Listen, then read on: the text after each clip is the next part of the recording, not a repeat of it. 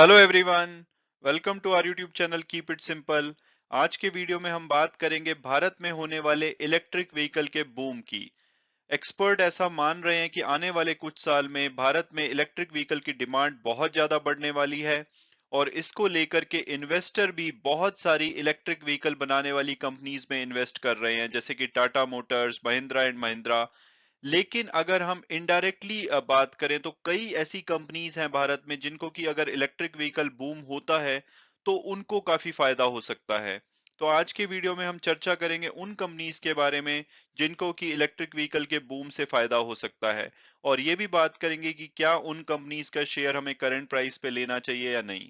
और आगे बढ़ने से पहले अगर आपने अभी तक चैनल को सब्सक्राइब नहीं किया तो प्लीज सब्सक्राइब करके हमें मोटिवेट कीजिए।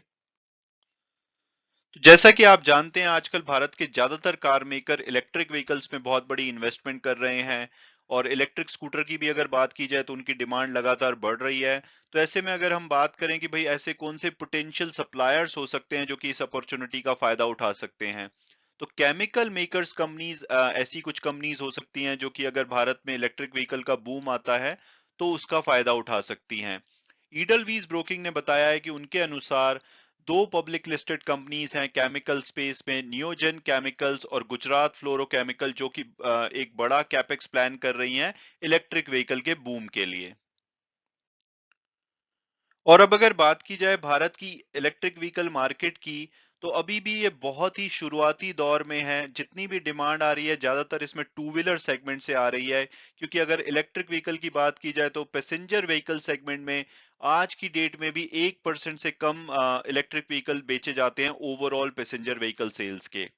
हालांकि जैसे कि फ्यूल प्राइसेस अभी पीछे बढ़े हैं तो उससे लोगों का शिफ्ट इलेक्ट्रिक व्हीकल की तरफ हुआ है। लेकिन ये सब होते हुए भी, इतनी डिमांड कम होते हुए भी, जो टॉप कार मेकर्स हैं भारत के, जैसे कि Tata Motors, Mahindra and Mahindra, Hyundai motor, इन्होंने बहुत बड़ी इन्वेस्टमेंट अनाउंस की है कि वो इलेक्ट्रिक व्हीकल सेगमेंट में बहुत बड़ी इन्वेस्टमेंट करने वाले हैं, अपनी कैपेसिटी बढ़ाने वाले हैं। और ऐसा अगर होता है, अगर आने वाले टाइम में, जैसे कि एक्सपर्ट मान रहे हैं कि 2027-28 तक शायद 25% जितने भी व्हीकल इंडिया में बिके वो शायद इलेक्ट्रिक व्हीकल हों। तो अगर ऐसा होता है तो जो सप्लायर इनको कंपोनेंट्स प्रोवाइड करते हैं तो उनकी भी डिमांड बढ़ सकती है, उनको भी इस स्पेस से फायदा हो सकता है। तो सबसे पहले अगर हम बात करें नियोजन केमिकल की, तो इन्होंने अपनी दशकों की एक्सपर्टीज जो लिथियम सॉल्ट्स बनाने में है उसको यूज करते हुए इन्होंने रिसेंटली इलेक्ट्रोलाइट्स की मैन्युफैक्चरिंग स्टार्ट की है जो कि लिथियम आयन बैटरी में यूज होते हैं। और ये एंटिसिपेट कर रहे हैं कि आने वाले टाइम में ईवी बैटरीज में ह्यूज अपॉर्चुनिटीज है और ये इलेक्ट्रोलाइट्स की जो डिमांड है वो बहुत ज्यादा बढ़ने वाली है और 2030 तक लगभग 70,000 मिलियन टन तक इसकी डिमांड बढ़ सकती है। और इन्होंने अभी अपना कैपेसिटी एडिशन भी किया है दहेज गुजरात में, जो कि समय से पहले पूरा हुआ है। और उससे इनको मजबूती मिली है अपनी कैपेबिलिटी, जो high margin more complex product है उसकी प्रोडक्शन करने में। और इसको देखते हुए कंपनी ने इलेक्ट्रो लाइट मैन्युफैक्चरिंग प्रोजेक्ट के लिए 35 करोड़ का कैपेक्स भी अनाउंस किया है, जो कि ये यूज करेंगे 250 million tonne pilot battery electrotype manufacturing के लिए।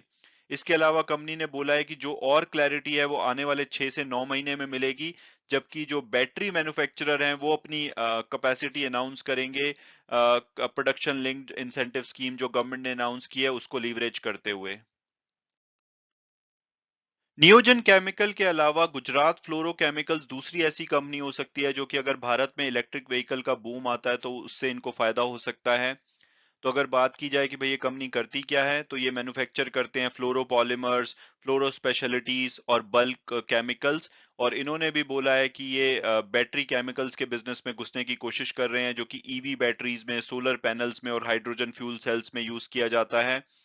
इसके अलावा कंपनी ने 2500 करोड़ का कैपिटल एक्सपेंडिचर भी अनाउंस किया है बैटरी इनपुट्स के लिए, जिसमें से कि 600 करोड़ फाइनेंशियल ईयर 2022 में, 900 करोड़ फाइनेंशियल ईयर 2023 में और 1000 करोड़ 2024 में इन्वेस्ट करने का प्लान है कंपनी का। इसके अलावा ईडलवीज के हिसाब से कंपनी के मैनेजमेंट का कहना है कि जो डिमांड है पीवीडीएफ की वो लगातार बढ़ रही है, क्योंकि ये ईवी बैटरीज में और सोलर पैनल की बैकशीट में यूज होता है।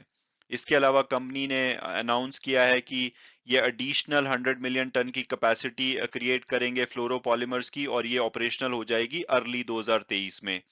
इसके अलावा अगर बात की जाए बैकवर्ड इंटीग्रेशन की, तो कुछ जो इनके मटेरियल हैं वो पीवीडीएफ बनाने में यूज होते हैं, जैसे कि वीडीसी और R142B, जो कि एक रेफ्रिजरेंट होता है। तो इनकी भी जो मैन्युफैक्चरिंग फैसिलिटीज है इन्होंने सेटअप किया, तो ओवरऑल ये भी रेडी हो रहे हैं अगर इलेक्ट्रिक व्हीकल स्पेस में बूम आता है और उसकी वजह से इलेक्ट्रिक बैटरीज की डिमांड बढ़ती है, तो उससे ये उनको सप्लाई कर सकते हैं उन कंपनीज को।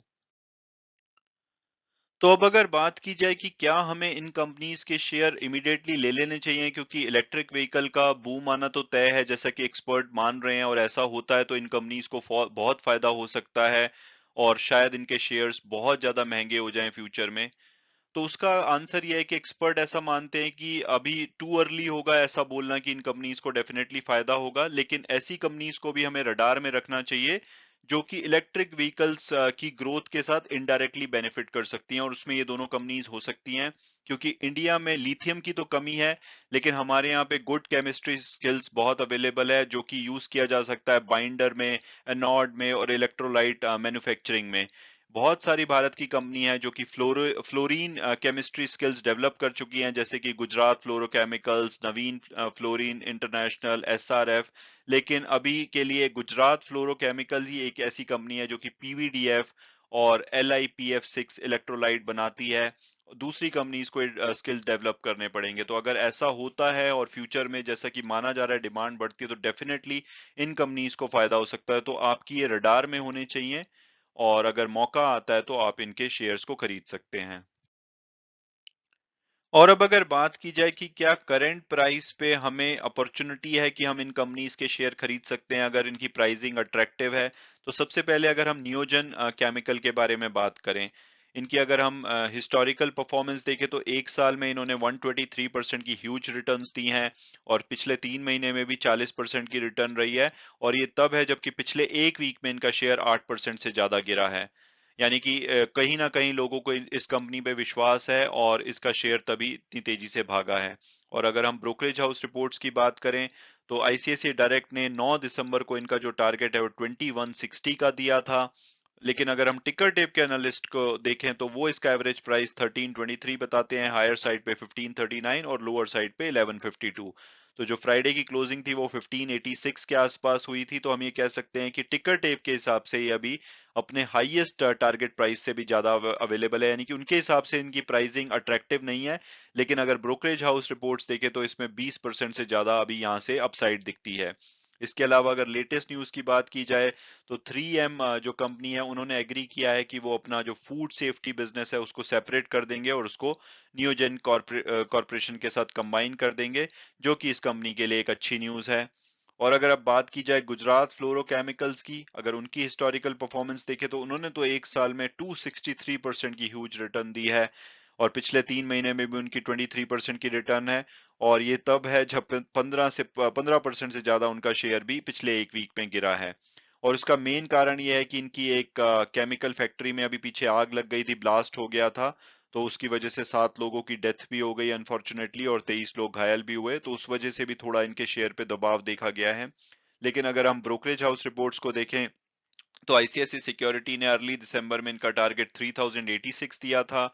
और अगर हम टिकर टेप के प्रोडक्टिव एनालिसिस को देखें तो वो इसका एवरेज प्राइस 2761 बताते हैं, हायर साइड पे 3179 और लोअर साइड पे 2417। जो फ्राइडे की क्लोजिंग थी वो लगभग 2100 रुपए के आसपास हुई है। तो हम ये कह सकते हैं कि प्राइसिंग वाइज टिकर टेप के हिसाब से देखा जाए या ब्रोकरेज हाउस के हिसाब से देखा जाए तो इनका प्राइस बहुत ही ज्यादा अट्रैक्टिव लगता है, अपनी लोएस्ट टारगेट प्राइस से नीचे पे अवेलेबल है। और अगर हम इनके फंडामेंटल और पीयर्स एनालिसिस को देखें, तो नियोजन केमिकल्स तो एक स्मॉल कैप कंपनी है, लगभग 3700 करोड़ के आसपास का मार्केट कैपिटलाइजेशन है।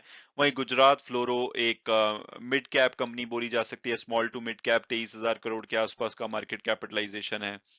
और अगर पी रेशो देखी जाए तो ये नियोजन केमिकल एक प्रॉफिटेबल कंपनी है, लेकिन इनकी पी रेशो और पीबी रेशो थोड़ी हायर साइड पे है, यानी कि एक्सपेंसिव लगती हैं।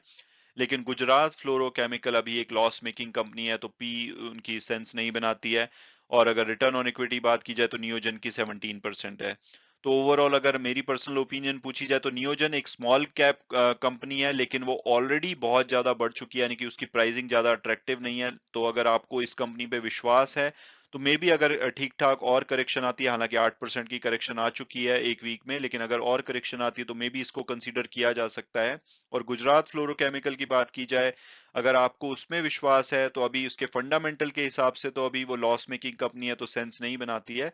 लेकिन अगर आपको इसमें बिलीव है कि फ्यूचर में इसका पोटेंशियल है और इलेक्ट्रिक व्हीकल की बूम से इसको फायदा हो सकता है, तो आप इसको कंसीडर कर सकते हैं। ये भी पिछले एक साल में बहुत तेजी से बढ़ी है, लेकिन अभी 15% की इसमें गिरावट देखी गई है, और वो जो ब्लास्ट की न्यूज है उसकी वजह से इमीडिएट इम्पैक्ट देखा गया है, तो हो सकता है कि बहुत जल्दी ये रिकवर करे।